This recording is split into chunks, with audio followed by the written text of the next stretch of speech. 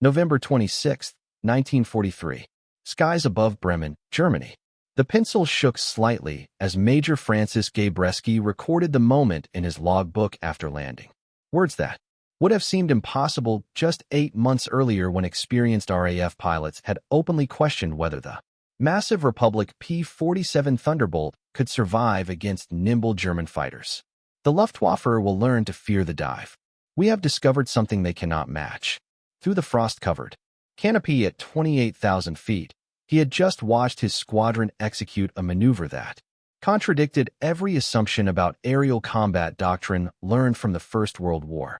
Instead of turning horizontally to engage the enemy, his pilots had rolled inverted and plunged straight down at speeds approaching 500 mph, a velocity that would have torn the wings off any other fighter in the European theater. The Messed Bf-110s never saw death approaching from directly above. One moment they were climbing confidently toward the vulnerable Boeing B-17 flying fortresses, and the next moment 8 Browning 50 caliber machine guns were pouring devastating fire into their fuselages from a fighter that appeared out of the sun like a thunderbolt from Zeus himself. The mathematics of aerial supremacy were being rewritten not in turning radius or rate of climb, but in the terrifying physics of a nearly 4-ton fighter, achieving terminal velocity in a controlled dive, then using that accumulated kinetic energy to zoom climb back to altitude where thin air and turbocharging gave American pilots an insurmountable advantage. Gabreski destroyed 2 Bf-11s that day, using these tactics, earning the Distinguished Service Cross for his actions protecting the bomber stream. The transformation had begun on April 13, 1943, when the 56th Fighter Group flew its first combat mission, a fighter sweep over Saint-Omer in occupied France. The pilots were nervous. They had trained for 8 months on the P-47 Thunderbolt, but many remained skeptical about the aircraft's combat potential. At nearly 14,000 fully loaded with standard combat configuration and up to 17,500 pounds with external stores, the Thunderbolt was the heaviest single-engine fighter ever built. It outweighed the graceful Supermarine Spitfire by 4,000 pounds and dwarfed the Fowler-Wolf FW-190 by 3,000 pounds. Critics called it a milk bottle. Detractors nicknamed it the 7-ton milk jug, shortened eventually to simply the jug. RAF pilots who had successfully defended Britain and nimble Spitfires openly questioned whether such a massive aircraft could survive against experienced Luftwaffe pilots flying agile German fighters. Among the doubters was Lieutenant Robert Samuel Johnson, fresh from pilot training and terrified he would die in his first week of combat. His personal accounts documented in multiple post-war interviews and his memoir co-written with Martin Caden would chronicle one of the most dramatic transformations in aviation warfare history. The journey from skepticism to mastery began at Republic Aviation's factory in Farmingdale, Long Island, where Georgian engineer Alexander Cartway had designed something radically different from every other fighter in existence.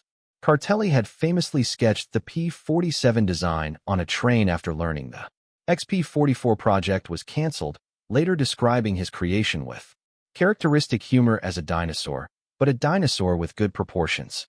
The P-47 was built around the massive Pratt & Whitney, or 28,000 double wasp engine, 18 cylinders arranged in 2 rows, generating 2,000 horsepower at sea level at rated power with water injection boosting output to 2,300 horsepower for combat emergencies. Some variants like the P-47M would eventually achieve 2,800 horsepower, making them among the most powerful piston engine fighters ever built. This immense power was channeled through a sophisticated turbo supercharger system buried deep in the rear fuselage that became the key to everything the P-47 could achieve. Exhaust gases were piped along both sides of the cockpit through extensive ducting to drive a general electric turbine mounted in the belly spinning at 21,300 revolutions per minute at full power. This turbine compressed incoming air and fed it back to the engine through an intercooler system that lowered temperatures and increased density. The result was revolutionary. The system allowed the R-2800 to produce maximum power at 27,000 feet and at 30,000 feet in the thin stratosphere where other fighters gasped for oxygen, the Thunderbolt remained faster and more powerful than any German fighter. The P-47 could operate effectively up to its service ceiling of 42,000 feet, an altitude where Luftwaffe pilots found their aircraft struggling for performance. But this remarkable capability came with significant weight.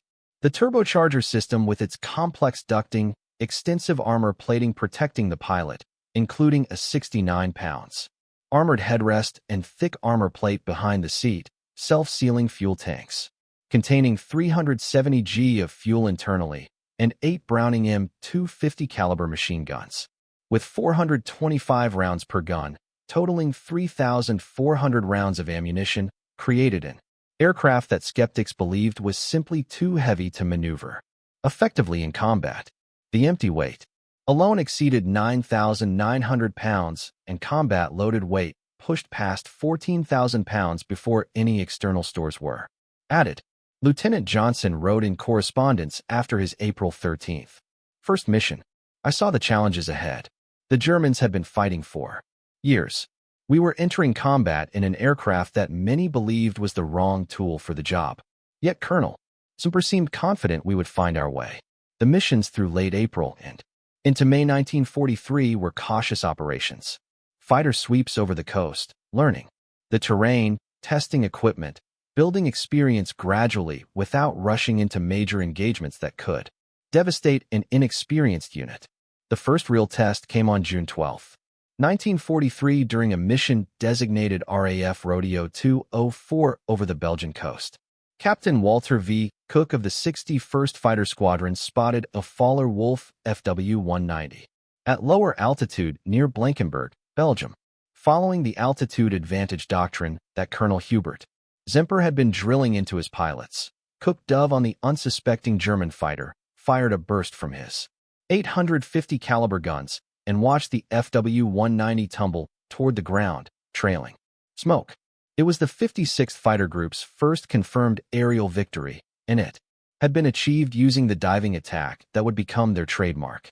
The very next day, June 13th, 1943, brought the 56th Fighter Group 3 more victories and validated the tactics ZR had been developing.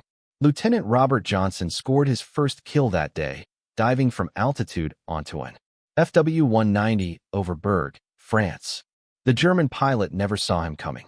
Johnson fired a precise burst, saw strikes on the enemy fighter, and watched it spin into the ground. When Johnson landed, Major General Karl Sparts, commanding the 8th Air Force, personally presented him with a bottle of Scotch whiskey to mark the occasion of being among the first 8th Air Force pilots to score victories in the new P-47. However, Johnson also learned a harsh lesson that day. His element leader had not followed to provide cover during the attack, and Johnson found himself isolated and under attack by multiple German fighters. He was simultaneously reprimanded by his commanders, including ZMP Gabreski and Captain Gerald W. Johnson, for breaking formation during the engagement, even though his kill was confirmed. The incident highlighted the critical importance of tactical discipline. Diving attacks required coordinated execution and mutual support. Individual glory meant nothing if pilots were lost to enemy fighters during or after their attack runs. But nothing in those early missions had prepared the pilots for what would be discovered during high-altitude testing back in the United States. On November 13, 1942, months before the 56th Fighter Group even deployed to England, Lieutenants Harold Comtock and Roger Deere had pushed their P-47C Thunderbolts into near-vertical dives from 35,000 feet during high-altitude performance testing. What happened next would prove crucial to understanding the P-47's true capabilities and limitations.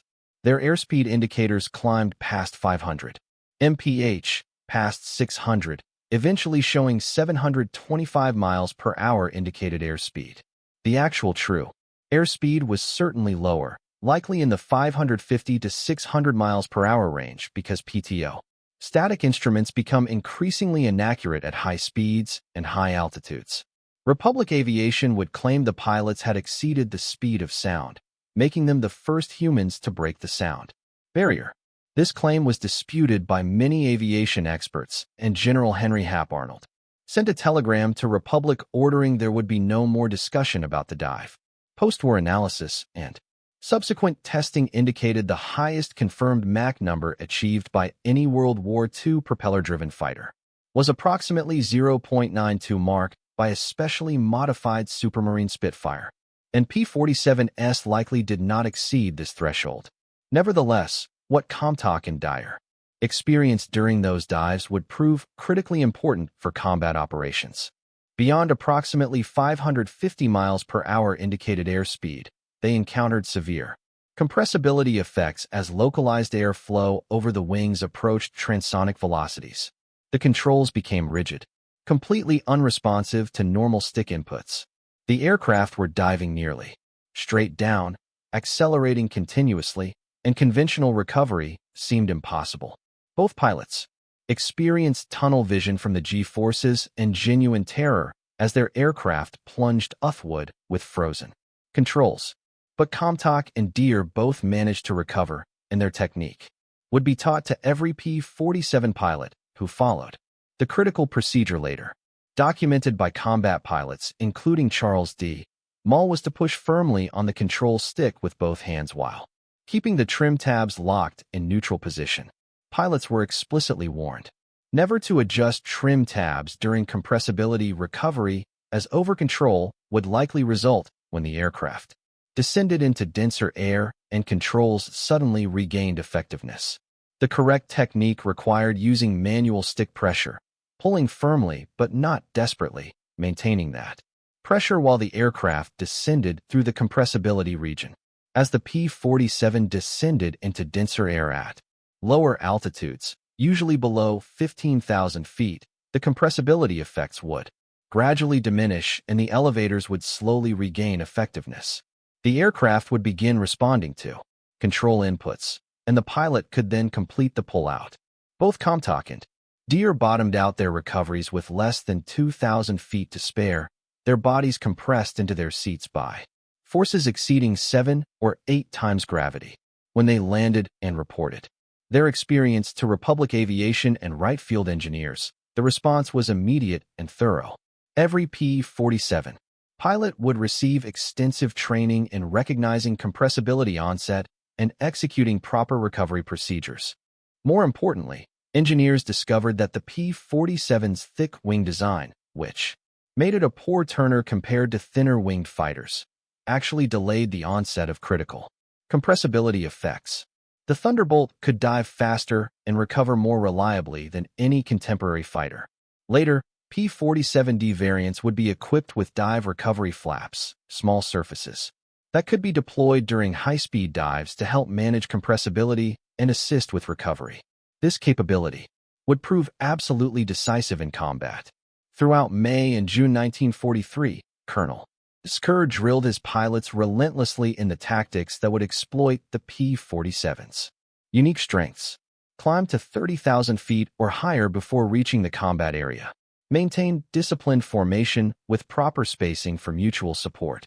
Never chase enemy fighters down to low altitude where the P-47's weaknesses in turning and acceleration were exposed. When enemies appeared below, roll inverted to keep the target in sight. Pull 4 to 5G to point the nose downward and dive at maximum throttle setting.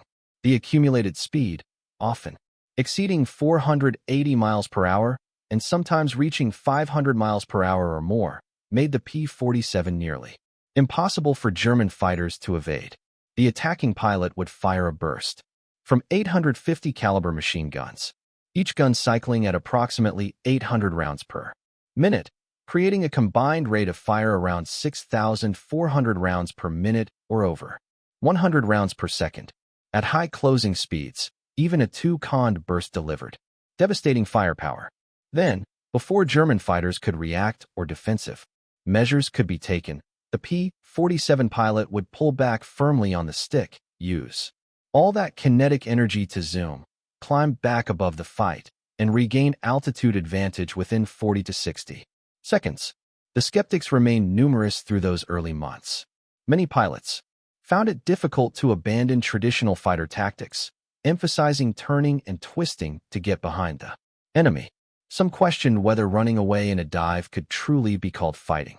On June 26, 1943, during escort duty for B-17 bombers returning from a mission to Villacouble, France, 48 P-47Cs of the 56th Fighter Group were bounced by 16 Fowler-Wolf FW-190 of Yagashuata 26 near Forges Lazo. The engagement would prove both costly and educational. Lieutenant Johnson's P-47C, nicknamed Half Pint, was hit early in the fight by multiple 20mm cannon shells. His canopy shattered. Hydraulic lines were severed, spraying fluid across his windscreen. The cockpit caught fire briefly. Shrapnel from exploding cannon shells struck Johnson's nose, causing bleeding and partial disorientation. Most pilots would have abandoned the aircraft immediately, but Johnson discovered his canopy would not open, trapping him in the dying fighter. With no choice but to fly or die, Johnson pushed the nose down and dove for the English Channel at maximum speed.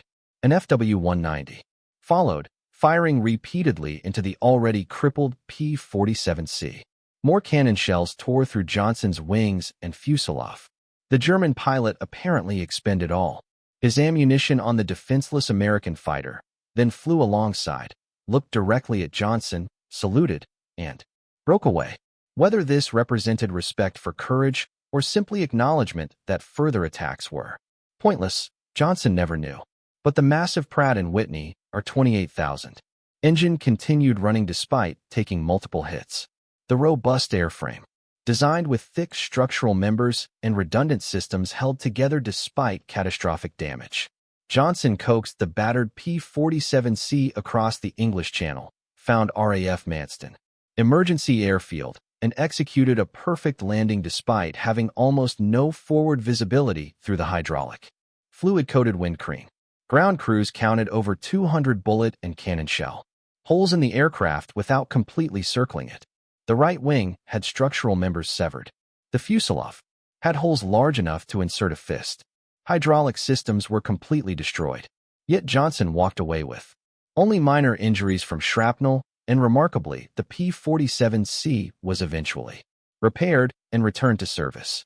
This mission cost the 56th Fighter Group 4 aircraft and pilots their worst single mission loss to date. But it also demonstrated the P-47's extraordinary ability to absorb punishment and bring pilots home alive. The Schweinfurt-Regensburg mission on August 17, 1943, provided the first major validation of diving attack tactics on a large scale. The 8th Air Force launched 376 heavy bombers in a daring double strike against ball-bearing factories at Schweinfurt and aircraft production facilities at Regensburg deep in Germany. The bombers would fly hundreds of miles beyond the escort range of most Allied fighters. The P-47s of the 56th Fighter Group were assigned to provide penetration escort for the Regensburg force, taking the bombers as far as their fuel allowed before turning back toward England. Major Gabreski, leading elements of the 61st Fighter Squadron, positioned his flights at 30,000 feet, 5,000 feet above the bomber stream. German fighters were climbing from multiple airfields across northern France and Belgium. Approximately 40 Bf-109s and FW-190s in several formations, timing their arrival to catch the bombers when P-47 escorts would be at the limit of their fuel range. What the German pilots did not expect was the coordinated diving attack from superior altitude. Multiple P-47 flights rolled inverted, simultaneously, pointed their noses at steep dive angles between 45 and 60 degrees, and accelerated toward the climbing German fighters at speeds the Luftwaffe pilots had never encountered in combat. From American fighters, the engagement lasted approximately 20 minutes and spread across 70 miles of German and Belgian airspace. P-47 pilots executed textbook diving attacks, struck hard, and recovered to altitude for repeated attacks. The 56th Fighter Group claimed 16 German fighters destroyed, 9 damaged, and 1 probable for the loss of 3 P-47s. German records documented 22 aircraft lost that day across all units, with 11 pilots killed and 8 more wounded. Among the dead was Major Wilhelm Ferdinand Galland, Groupand commander of the 2nd Grouper of Jagdkard, 26. Brother of the famous General Adolf Galland. Galland had scored 55 victories. Before encountering P-47 diving tactics, he could not counter. Captain Walker Bud Maharan of the 56th Fighter Group was credited with the probable kill, diving from altitude at over 480 miles per hour and striking Gallant's FW-190 with a concentrated burst. The German fighter disintegrated from the concentration of 50 caliber fire. Gallant's body was found 2 months later, still strapped in his seat, driven 12 feet into the ground by the impact. The psychological impact on remaining Yagashita 26 pilots was profound. One of their most experienced leaders had been killed by tactics he never saw coming. More importantly for the strategic picture, the bomber stream lost far fewer aircraft than expected during the period when P-47 escort was present. The Thunderbolts had proven they could protect the bombers that were systematically destroying Germany's ability to wage war. This was the real measure of success. High kill ratios mattered only insofar as they protected the bombers and allowed the strategic bombing campaign to continue. October 1943 brought the full maturation of P-47 diving tactics and demonstrated kill ratios that would have seemed impossible just 6 months earlier. The missions that month showed what properly trained pilots using correct doctrine could achieve. On October 4, 1943, during an escort mission to Frankfurt, the 56th Fighter Group encountered approximately 60 German fighters attempting to intercept the bomber stream near Cologne using altitude advantage and disciplined diving attacks. The 56th destroyed approximately 15 Bf-110 twin-engine fighters along with single-engine fighters, claiming 16 total victories, while losing 2 P-47s to anti-aircraft fire rather than enemy fighters. On October 8, Lieutenant Johnson, flying as wingman to Captain Gerald W. Johnson, executed another textbook diving attack that brought his score to 4 victories. Positioned at 29,000 foot over Bremen, Johnson spotted an FW-190, attacking another P-47 from the pilot's blind spot.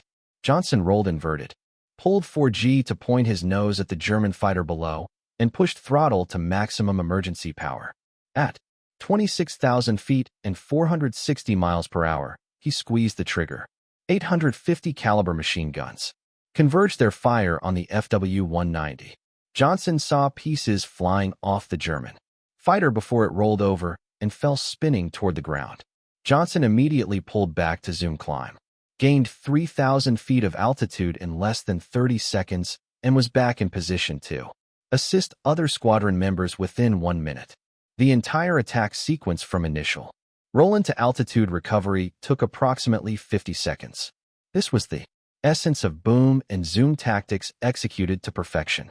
2 days later, on October 10, 1943, Johnson became an ace during a massive engagement over Muster. His squadron intercepted approximately 40 German fighters attempting to destroy B-7s during their withdrawal from the target area.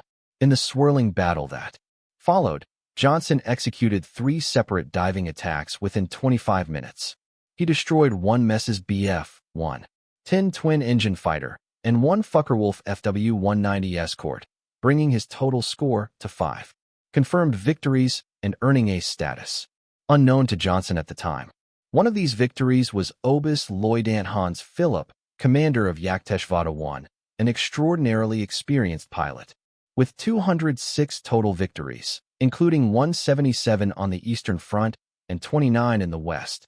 Johnson would not learn this pilot's identity until 50 years later when German and American researchers compared combat reports. But Johnson paid a price for pressing his attacks aggressively that day. During his final diving run, he was hit by return fire from a Bf-110's rear defensive gunner. 20 millimeters. Cannon shells tore through his right wing and fuselage, destroying hydraulic systems and damaging control surfaces. The P-47D began smoking and losing hydraulic fluid rapidly. Johnson pointed the damaged aircraft toward England and began what would become one of the longest flights of his life. German fighters recognized a crippled opponent and moved in for the kill. 3 separate times, FW-19s attempted to finish off Johnson's damaged Thunderbolt. 3 times Johnson pushed his nose down, built speed to over 400 miles per hour despite damaged controls and severe vibration, and pulled away from his pursuers. Even critically damaged, the P-47D could still outdive any German fighter. Johnson nursed the shaking, smoking aircraft across Belgium and over the English Channel at gradually decreasing altitude. He found an emergency landing field and brought the battered fighter down in a textbook landing despite severely degraded controls and minimal forward visibility. Ground crews counted the damage and marveled that Johnson had survived. The P-47D had over 200 bullet and cannon shell holes. The right wing had lost structural integrity with multiple longerons severed. The fuselage had damage that penetrated deep into critical systems. But the massive Pratt & Whitney, R-28,000, had continued running smoothly throughout, losing only 1 or 2 of its 18 cylinders. The airframe had held together despite catastrophic battle damage. Johnson walked away without serious injury, and after extensive repairs, the P-47D returned to combat operations. These October 1943 missions demonstrated something as important as the diving tactics themselves. The P-47 combined offensive capability through high-speed diving attacks with defensive survivability through robust construction and redundant systems. A pilot could press attacks aggressively, knowing that even if hit, the aircraft could likely bring him home. This psychological confidence enabled more aggressive tactics and better mission results. By November 1943, the 56th Fighter Group's tactical doctrine was being adopted throughout the 8th Air Force. Every P-47 unit learned to think vertically rather than horizontally. Altitude was life. Speed was survival. Discipline was victory. Never chase an enemy down to his altitude unless absolutely necessary for bomber protection. Never turn when you can dive. Never engage fairly when you can. Attack with overwhelming advantage. The kill ratio statistics from this period demonstrate extraordinary effectiveness. During the period from June through December 1943, when tactics were fully developed and pilots gained combat experience, the 56th Fighter Group achieved kills to losses ratios approaching 11-1 when considering only aircraft lost to enemy fighters in air combat. Even when including all operational losses from mechanical failures, weather, and ground fire, the ratio remained above 5-1. When examining only engagements where P-47 pilots maintained altitude discipline and followed diving attack doctrine, kill ratios exceeded 15-1 and occasionally approached 20-1 in ideal conditions. The tactics worked because they exploited fundamental physics that could not be countered by pilot skill or tactical innovation. A P-47 at 30,000 feet had potential energy equivalent to 9.44 million foot lb. When diving to 20,000 feet, this converted to kinetic energy producing speeds approaching or exceeding 500 miles per hour. No German fighter could safely match this speed. The FW-190's maximum dive speed was limited to approximately 450 miles per hour, indicated air speed before structural concerns became critical. The Bf-109 faced similar limitations with additional control difficulties at high speeds. After firing on a target at 20,000 feet, a P-47 pilot pulling 4 to 5 G in the recovery could zoom climb back to 28 or 29,000 feet using accumulated kinetic energy. The entire attack cycle from 30,000 foot down to 20,000 feet and back up to 28,000 FT consumed less than 90 seconds and required minimal fuel.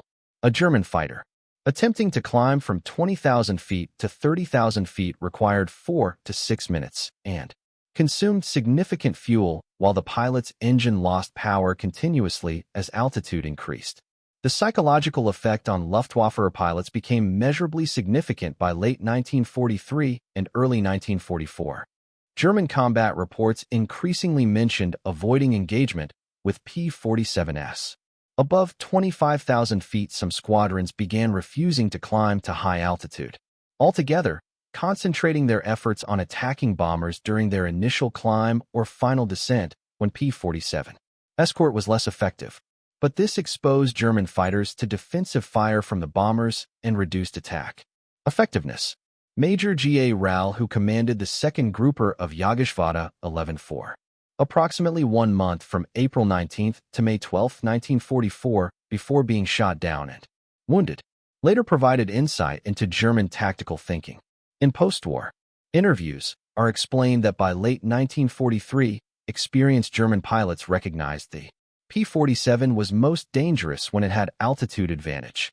American pilots were learning to use their aircraft correctly, refusing to be lured down to altitudes where German fighters had turning and acceleration advantages. Instead, P-47s attacked repeatedly from above, diving so fast German pilots could barely track them visually, firing quick bursts and climbing away before effective response was possible. If German fighters climbed to meet the P-47s, the American fighters simply climbed higher using superior high-altitude engine performance.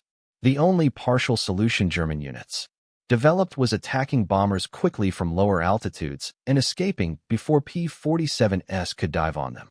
But this gave German pilots less time to aim carefully, and bomber defensive fire was more effective against attacks from below. R. survived the war with 275 total victories, the 3rd highest score in aviation history, and later served in the West German Luftwaffe from 1956 to 1975. The diving tactics required exceptional physical conditioning and technique. Pulling out of a 500 miles per hour dive generated forces exceeding 7 times gravity.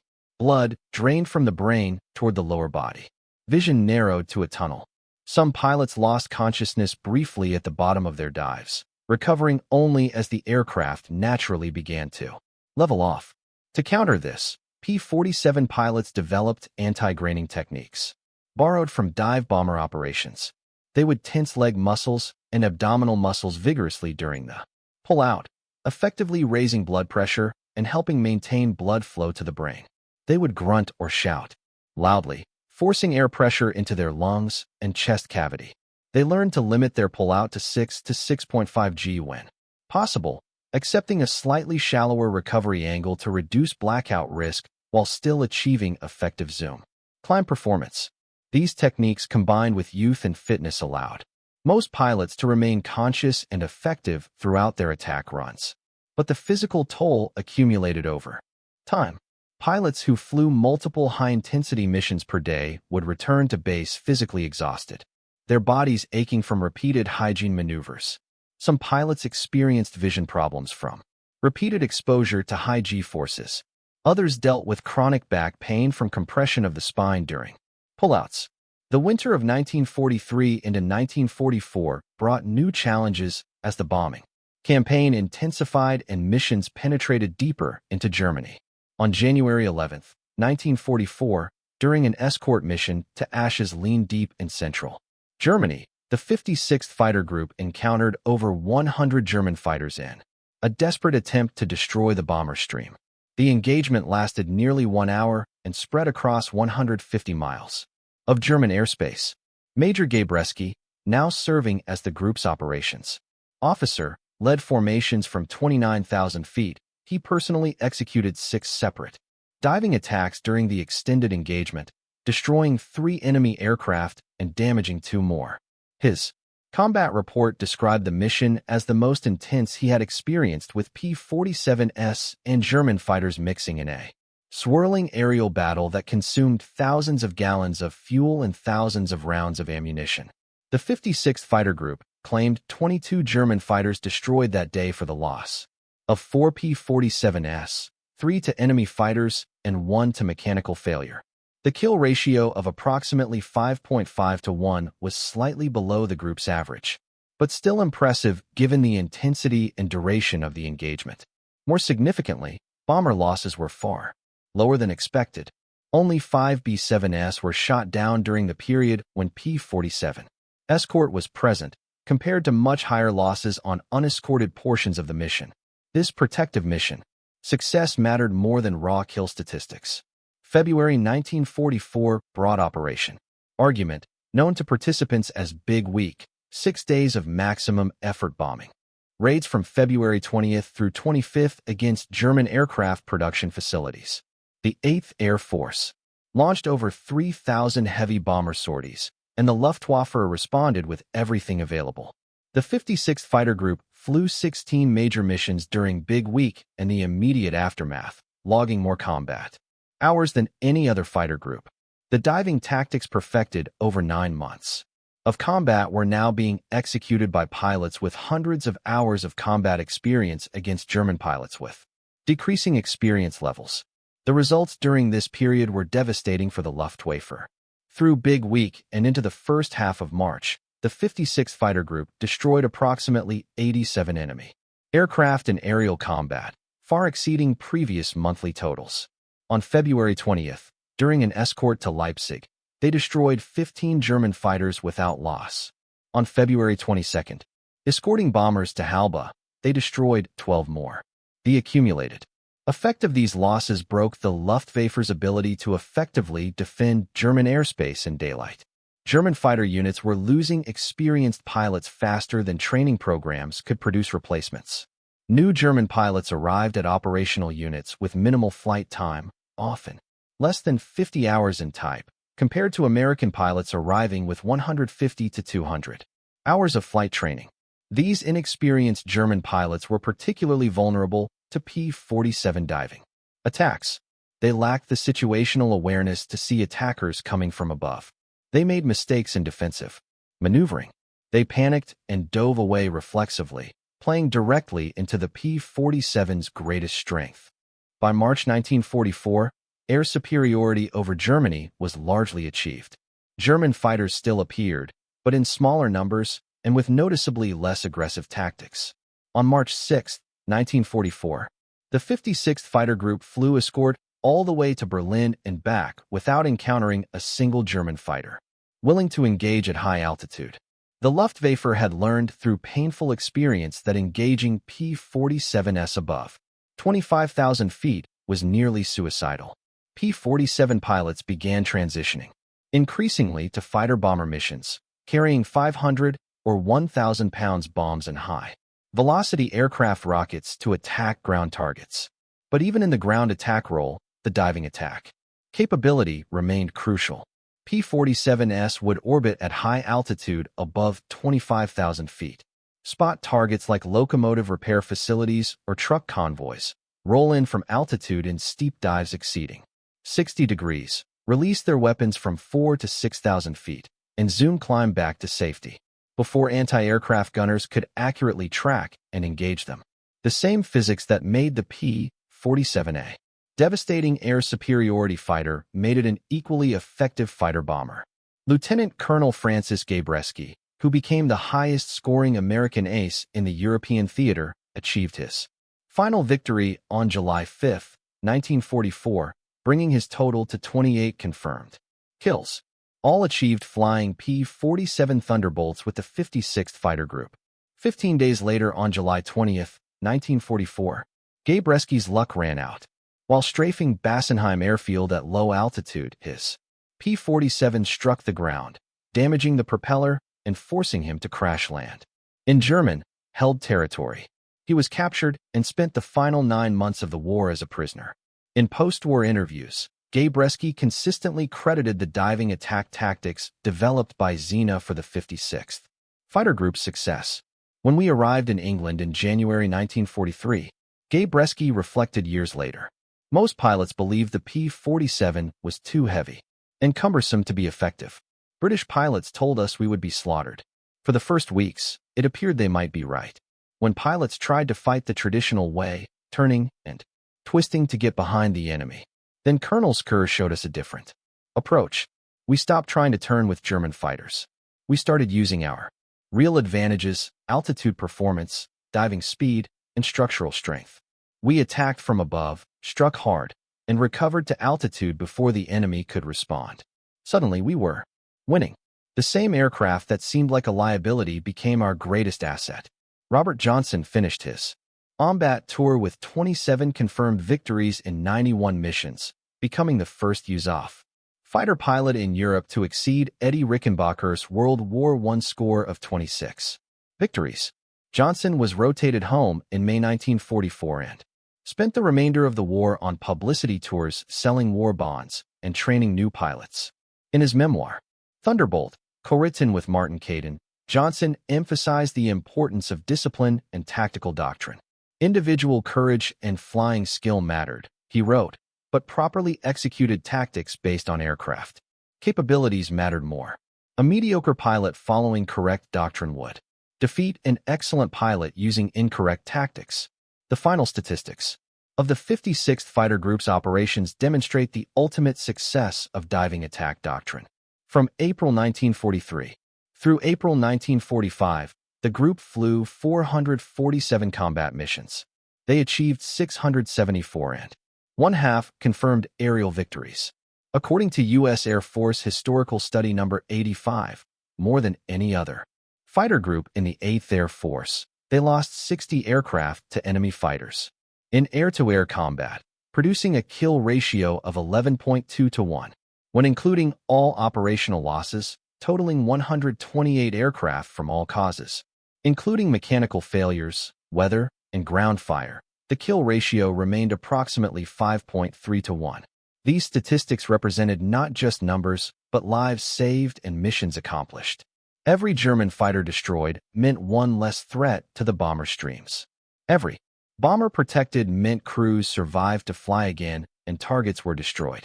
The strategic bombing campaign succeeded in large part because P-47S and other escort fighters achieved air superiority over Germany, allowing bombers to systematically destroy the industrial capacity sustaining the German war effort.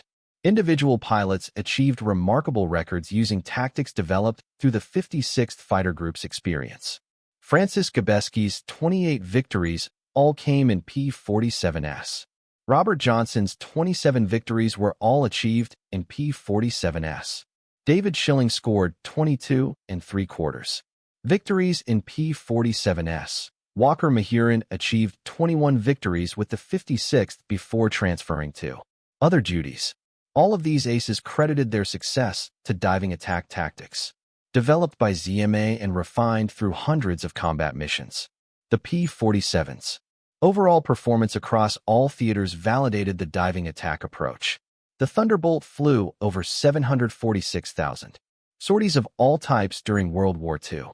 It achieved an aerial kill ratio of 4.6:1 while losing 3,499 aircraft to all causes in combat.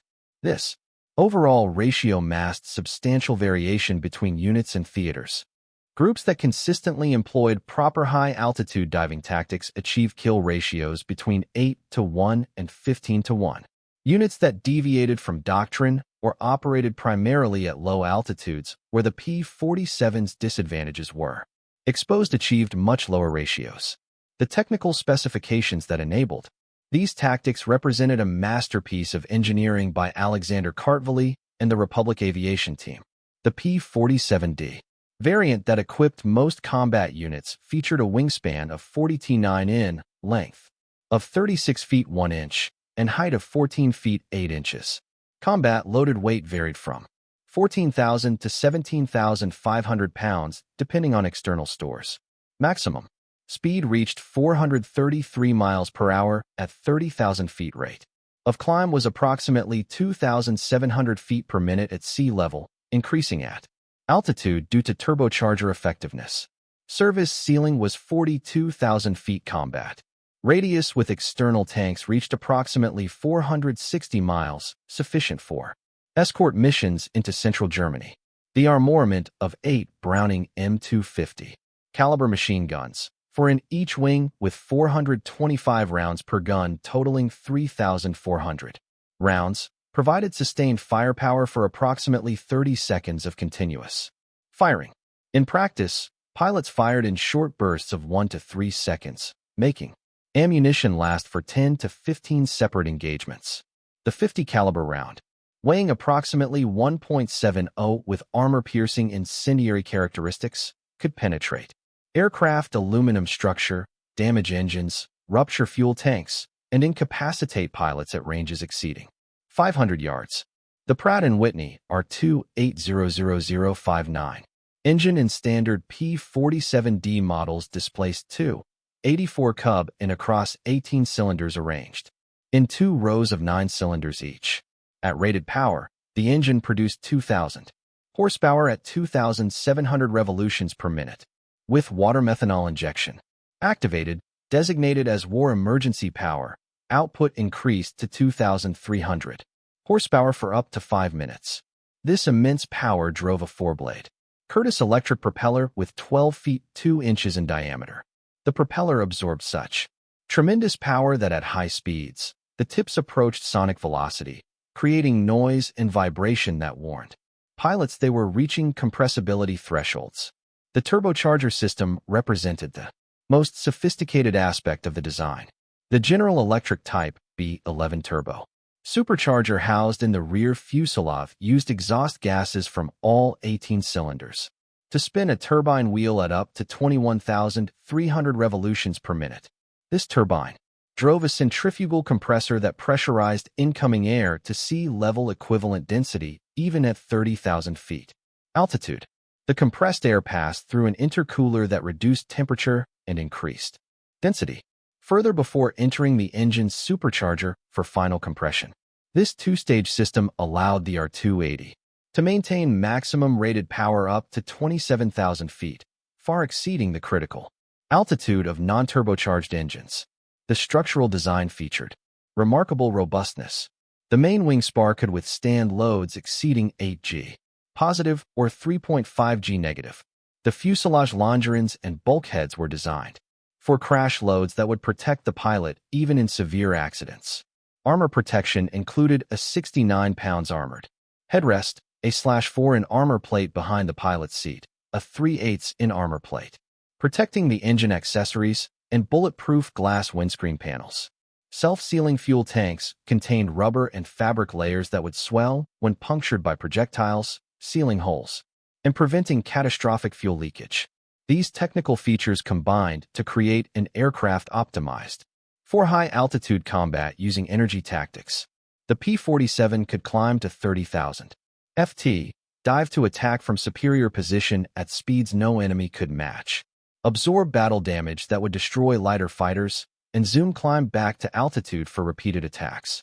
This tactical cycle could continue until fuel or ammunition was exhausted. German fighters attempting to counter these tactics faced impossible choices. Climb to meet the P-47S at altitude where American performance advantages were maximized. Attempt to lure them down where German advantages lay, but P-47 pilots refused to follow or avoid engagement entirely and concede air superiority. The impact of P-47 diving tactics extended beyond immediate combat results into broader strategic effects. The Luftwaffe's failure to defend German airspace in 1944 stemmed partly from unsustainable pilot losses inflicted by P-47S and other American fighters. German training programs could not replace experienced pilots quickly enough. New pilots with minimal training became easy targets for American pilots executing disciplined tactics. The accumulating experience advantage compounded over time. By spring 1944, average American fighter pilots in frontline units had substantially more flight hours and combat experience than their German counterparts. This experience advantage combined with superior high-altitude performance and effective tactics created an insurmountable situation for the Luftwaffe.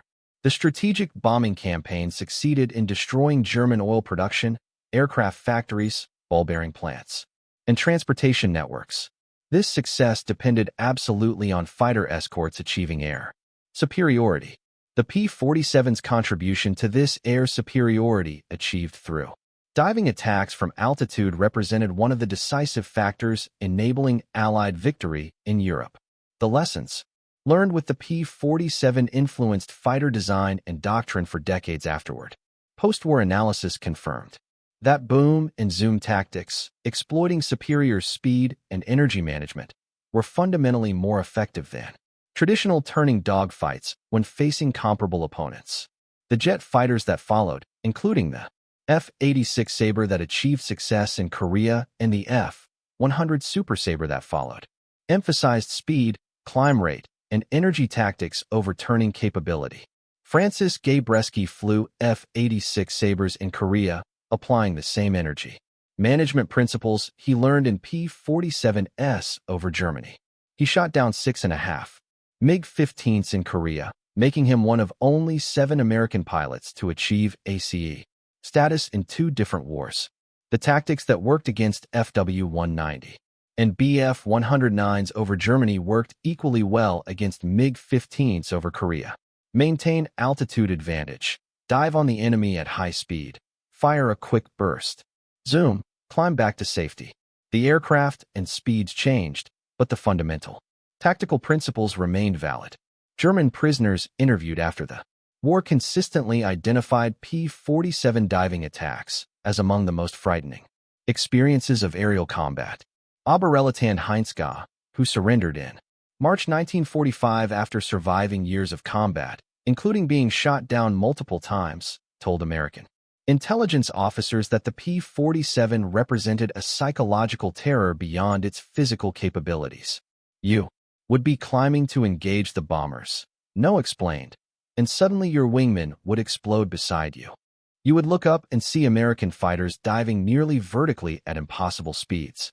By the time you reacted, they were already pulling up and climbing away, completely untouchable. You could not catch them climbing. You could not evade them diving. You could only hope they would choose a different target next time. The physics of the diving attack remained unmatched throughout the propeller-driven fighter era. Modern computer simulations using authentic flight models and performance data have confirmed what P-47 pilots discovered through combat experience. In engagements where the P-47 maintained altitude discipline and used diving attacks exclusively, kill ratios exceeded 20-1 against comparable German fighters. Only when P-47 pilots violated doctrine and engaged in low-altitude turning fights did German fighters achieve favorable exchange ratios. The lesson was unambiguous. Tactics that exploited an aircraft's actual strengths would always defeat tactics based on wishful thinking about desired capabilities. The P-47 was not the most agile fighter. It was not the best climbing fighter below 20,000 feet. It was not the longest-range fighter until late variants appeared. But it was the fastest diving fighter, the most survivable fighter, and the most capable high-altitude fighter. Tactics built around these real strengths produced extraordinary results. The 56th Fighter Group's achievement stands as one of the great tactical success stories of World War II. They took an aircraft that critics claimed was too heavy and too clumsy for air combat. They identified its actual advantages through systematic analysis and testing. They developed tactics that exploited those advantages while minimizing exposure to disadvantages. They trained relentlessly in those tactics until execution became instinctive. They maintained discipline under the most stressful combat conditions imaginable. The result was air superiority over Germany and the protection of thousands of bomber crewmen who successfully completed their missions thanks to Thunderbolt's diving from above. Colonel Hubert Zanka, who commanded the 56th Fighter Group during its critical development period and established the tactical doctrine that made it successful, later reflected on the transformation. When I took command in September 1942, he wrote in his post-war memoir, I had an aircraft that everyone said was wrong for the mission and pilots who were terrified they would be slaughtered by experienced German pilots. I had to find what the P-47 could do well and build tactics around those capabilities. The dive became everything. We could dive faster than anyone. We could recover from dives that would kill other pilots. We could zoom climb back to altitude and do it again. Once we mastered this, we became unstoppable. By war's end, the P-47 had proven itself as one of the most effective fighter aircraft in history. Its overall record of 746,000 sorties with 4.6 to 1 kill ratio represented solid performance. But these aggregate statistics masked the true capability demonstrated by well-trained units following proper doctrine. The 56th Fighter Group's 11 to 1 kill ratio, considering only air combat losses, or 5.3 to 1, including all operational losses, demonstrated what could be achieved with proper tactics and discipline. Individual pilots who mastered the diving attack achieved even more remarkable records. Gaboresk's 28 victories in 166 missions, Johnson's 27 victories in 91 missions, Schilling's 22 and 3/4 victories in 132 missions, all represented success rates approaching 1 victory per 4 combat missions. These ratios exceeded what most air forces considered possible for sustained periods. The story of the P-47 Thunderbolt and its diving tactics is ultimately a story about the triumph of analysis over assumption, discipline over improvisation, and physics over tradition.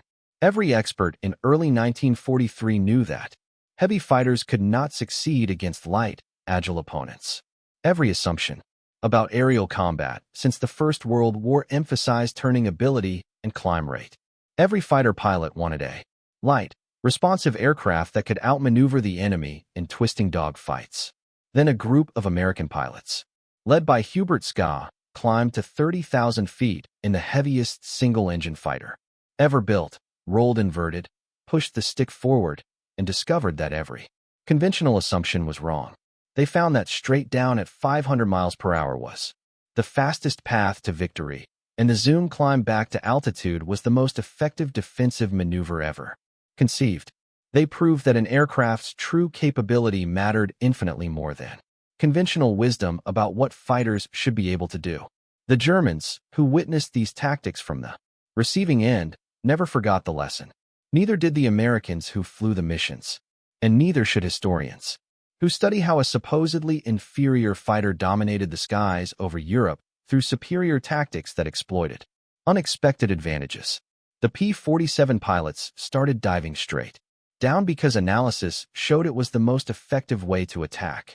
They continued diving straight down because combat results proved the analysis correct. They achieved kill ratios approaching 20-1 in ideal conditions. Because physics and proper tactics are more powerful than courage and tradition. That is how you win air superiority.